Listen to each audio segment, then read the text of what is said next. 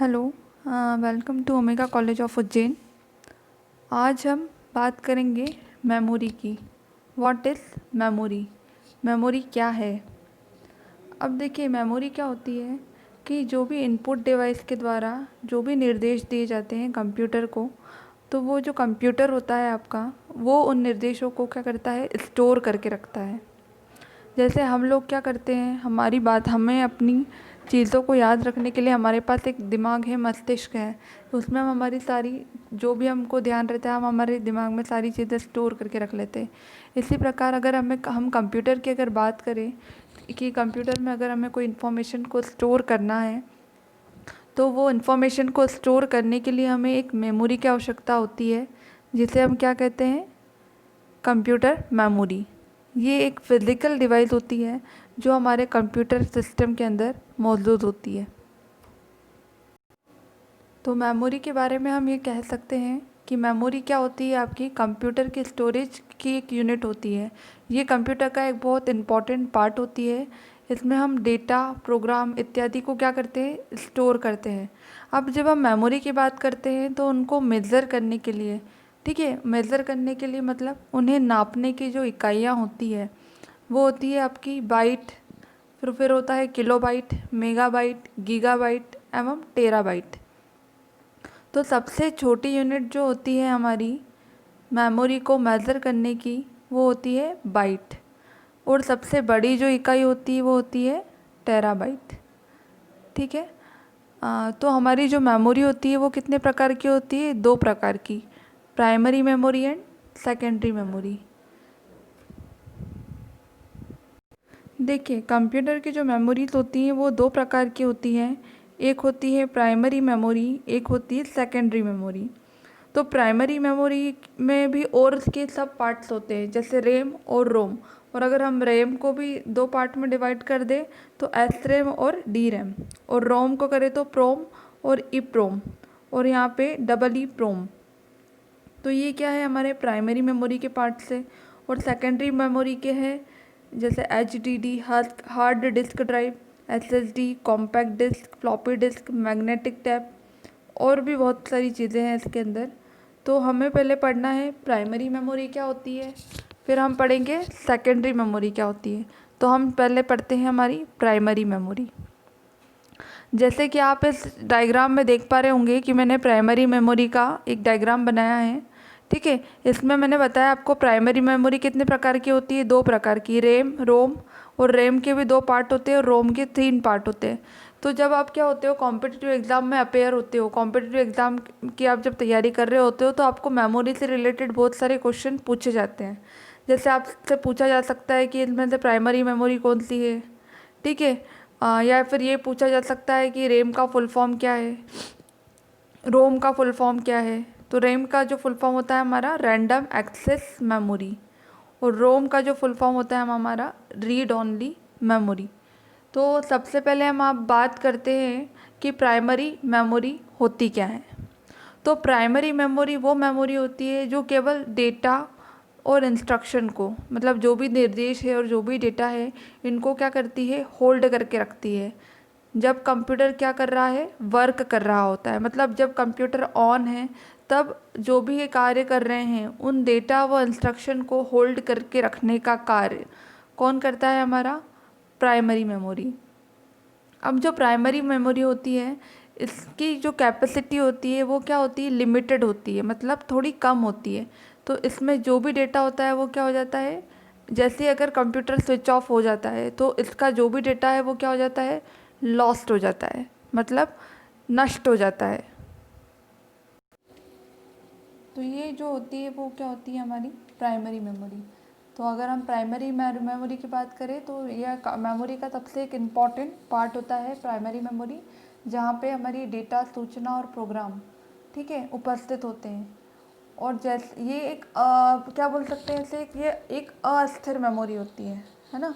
क्योंकि क्या होता है कि जब भी आप इस पर कार्य कर रहे हैं तो ये अस्थिर होती है। ये आपकी जो डेटा है उसको स्टोर करके रखती है। और जैसे ही क्या होता है, हमारा कंप्यूटर बंद हो जाता है या लाइट चली गई कभी, तो ये जो डेटा है वो क्या हो जाता है, इरेज हो जाता है। तो इससे हम क्या बोलते हैं, प्राइमरी मेमोरी, या हम बोल सकते हैं मुख्य मेमोरी। अब प्राइमरी मेमोरी भी हमारी दो प्रकार की होती है, रैम और रोम। देखिए, प्राइमरी मेमोरी को हम क्या बोलते हैं, main memory of computer. Second point है हमारा temporary data store and stay in memory until processing. जो डेटा है वो टेम्परेरी स्टोर होता है, टेम्परेरी का मतलब है कुछ समय के लिए ही स्टोर होता है, ठीक है, जब तक प्रोसेसिंग चल रही है। अब दो टाइप की हमारी प्राइमरी मेमोरी होती है, एक होती है random access memory and read only memory, that is RAM and ROM. अब देखिए, अब हम रैम की बात करें और रोम की बात करें, तो सबसे पहले हम बात करते हैं रैम की। रैम फुल फॉर्म क्या है, रैंडम एक्सेस मेमोरी। ये एक वॉलेटाइल है। वॉलेटाइल मतलब data loss if computer switch off. मतलब अगर कंप्यूटर स्विच ऑफ है तो इसके अंदर जो डेटा है वो क्या होता है, लॉस्ट हो जाता है। Short term storage of data, कुछ समय के लिए ही डेटा को स्टोर करने की इसकी क्षमता होती है, तो ये कैसी है, वॉलेटाइल। अब रैंडम एक्सेस मेमोरी जो होती है वो एक अस्थायी मेमोरी होती है। वॉलेटाइल का मतलब है अस्थायी होती है, ठीक है। जब हम क्या करते हैं, कीबोर्ड या अन्य किसी इनपुट डिवाइस के माध्यम से कोई भी डेटा हम क्या करते हैं, एंटर करते हैं, तो हमारे द्वारा जो एंटर किया जाता है डेटा वो सबसे पहले रैम में जाता है। कहाँ जाता है, रैम में। आप जो भी एंटर करेंगे वो सबसे पहले रैम में स्टोर किया जाएगा और फिर सीपीयू अपनी आवश्यकता अनुसार वहाँ से उसे प्राप्त कर लेता है, ठीक है। रैम में डेटा या कोई भी प्रोग्राम जो होता है वो अस्थायी रूप से क्या होता है, स्टोर होता है। और कंप्यूटर जैसे ही आपका बंद हो जाता है या बिजली चली जाती है तो रैम में जितना भी जो भी डेटा स्टोर हुआ है, जैसे ही जितना डेटा गया है वो सब क्या हो जाएगा, लॉस्ट हो जाएगा या मिट जाएगा। इसलिए हम रैम को क्या कहते हैं, वॉलेटाइल या अस्थायी मेमोरी। तो रैम की जो क्षमता होती है, रैम कई प्रकार की होती है, जैसे 4 MB, 8 MB, 16 MB, 32 MB, 64 MB। तो जो रैम होती है उसके भी अलग अलग टाइप्स होते हैं। ये देखिए, मैंने बताया आपको ये जो रैम है इसके भी अलग अलग टाइप्स है, एस रैम और डी रैम, ठीक है। इनके बारे में भी हम पढ़ेंगे आगे। अब हम अगर रोम की बात करें, रैम आपको समझ में आ गया होगा। अब हम रोम की बात करते हैं। रोम का फुल फॉर्म होता है रीड ओनली मेमोरी। ये एक स्थायी मेमोरी होती है, ठीक है। लिखा है यहाँ पे देखो, non volatile data remain when computer is switch off. अगर कंप्यूटर बंद भी रहता है तो आपका डेटा क्या रहेगा, एज इट इज़ रहेगा जैसा वो है। तो रोम का पूरा नाम होता है हमारा रीड ओनली मेमोरी। यह एक स्थायी मेमोरी होती है जिसमें कंप्यूटर के निर्माण के समय, ठीक है, जब कंप्यूटर का निर्माण होता है, जब भी कंप्यूटर का बनाया जाता है तो उसके जो कुछ प्रोग्राम होते हैं वो इसके अंदर स्टोर कर दिए जाते हैं। इस मेमोरी के अंदर स्टोर प्रोग्राम कभी भी परिवर्तित नहीं होते और ना ही नष्ट किए जाते हैं, ठीक है। ना तो आप मतलब परिवर्तित नहीं होते से मतलब ये है कि आप इनमें कोई चेंज नहीं कर सकते।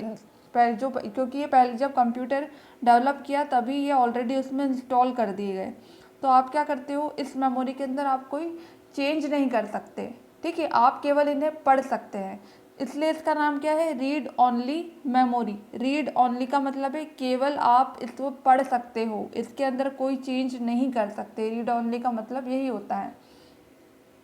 तो रीड ओनली का मतलब केवल यही होता है कि आप इन्हें केवल पढ़ सकते हो, इसलिए यह रीड ओनली मेमोरी कहलाती है। कंप्यूटर के स्विच ऑफ होने पर भी जो रोम में जो डेटा होता है वो नष्ट नहीं होता है, इसलिए हम रोम को क्या बोलते हैं, नॉन वॉलेटाइल मेमोरी, ठीक है। अब रोम के भी 3 टाइप्स होते हैं, ओके। ये हमने यहाँ पे मैंने आपको बताया, इसके भी 3 टाइप्स है, ये हम पढ़ेंगे क्या क्या टाइप्स होते हैं। अब देखिए, रोम में क्या बता रहे हैं आपको, लॉन्ग टर्म मतलब ज़्यादा समय के लिए आप डेटा को होल्ड करके रखते हो, and permanent storage of data, permanently data को स्टोर करके रखता है। और रैम की अगर हमने बात करी तो रैम क्या करता था, शॉर्ट टर्म के लिए डेटा को स्टोर करके रखता था। तो आपको इन दोनों में थोड़ा अंतर समझ में आ रहा होगा, रैम और रोम में, ठीक है। रैम की अगर हम बात करें तो ये एक वॉलेटाइल मेमोरी थी, एक अस्थिर मेमोरी है। और जो रोम है वो नॉन वॉलेटाइल है, मतलब स्थिर मेमोरी है। रैम जो होता है वो आपके डेटा को कुछ समय के लिए ही होल्ड करके रख सकता है। अगर हम रोम की बात करें तो रोम जो है वो हमारे डेटा को परमानेंटली स्टोर करके रखता है। अब हम बात करते हैं रैम के टाइप्स की। ठीक है, ये देखिए, ये रैम के हमको टाइप्स पढ़ने हैं, एस रैम और डी रैम। ठीक है, तो हमको ये पढ़ना है, तो हम पढ़ते हैं पहला हमारा एस रैम। फुल फॉर्म क्या है? Static random access memory. Static random access memory is a type of RAM, मतलब ये रैम का ही एक टाइप है, that hold data in a static form. It require a constant power flow to hold information. तो हमारी जो static RAM होती है ना, स्टैटिक रैंडम एक्सेस मेमोरी, ये क्या करती है? हमारे स्टैटिक रैंडम एक्सेस मेमोरी जो होती है ये एक ऐसी मेमोरी है जो कम रिफ़्रेश होती है। कम रिफ़्रेश होती है मतलब कम रिफ़्रेश होने के कारण ये क्या करती है? डेटा को मेमोरी में अधिक समय तक रख पाती है। तो हमारा ये क्या है? Static RAM, static random access memory. अब बात करें रैम की, डायनेमिक रैंडम एक्सेस मेमोरी। अब इसमें क्या रहता है कि इसे हम संक्षिप्त में DRAM कहते हैं। रैम में सबसे अधिक बोल सकते हैं, सबसे अधिक जो डेटा, जिसमें जल्दी जल्दी डेटा को क्या करना पड़ता है? रिफ़्रेश करने की ज़रूरत पड़ती है इसमें। रिफ़्रेश का अर्थ यहाँ पे है कि जो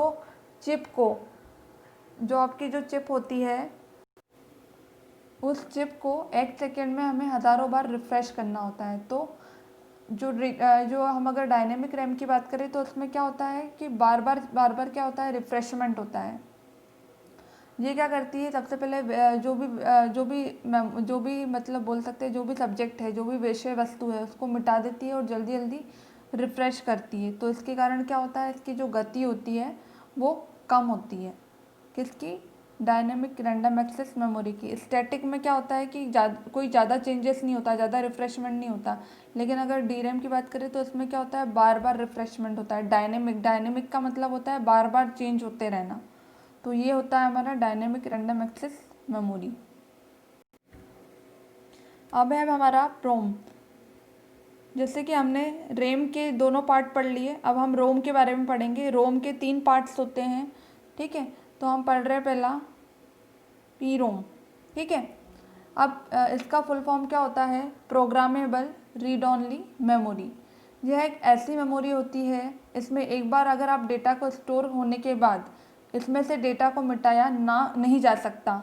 ठीक है, और ना ही कुछ चेंज किया जा सकता है।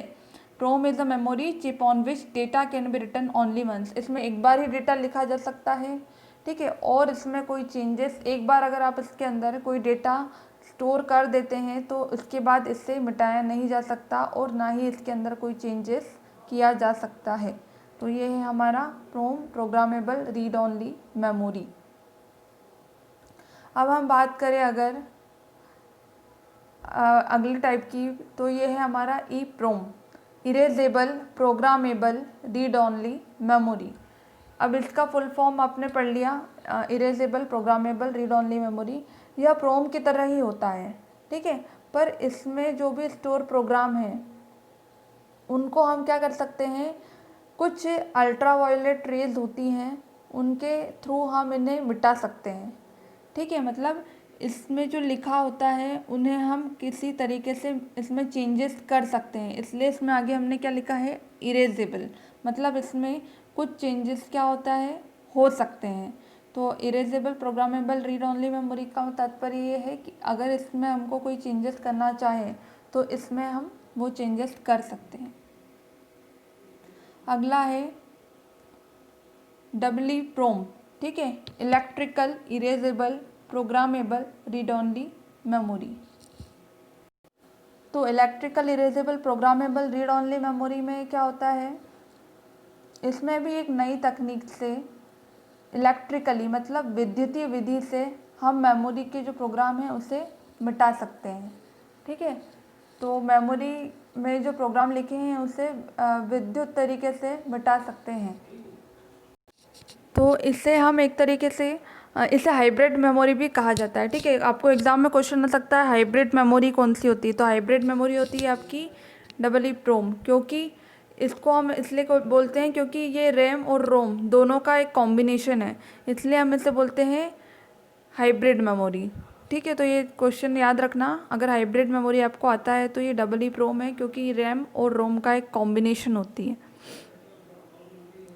अब हम आते हैं सेकेंडरी मेमोरी पे। ठीक है, अब सेकेंडरी मेमोरी क्या होती है? सेकेंडरी मेमोरी मतलब memory capacity that can store very large amount of data for extended period of time.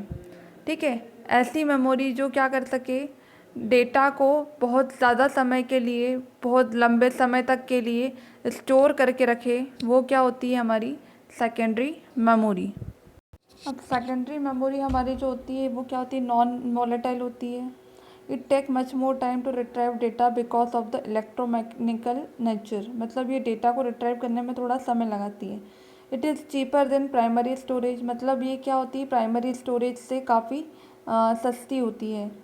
It can take place on variety of media, ये अलग अलग टाइप की मीडिया में सपोर्ट करती है।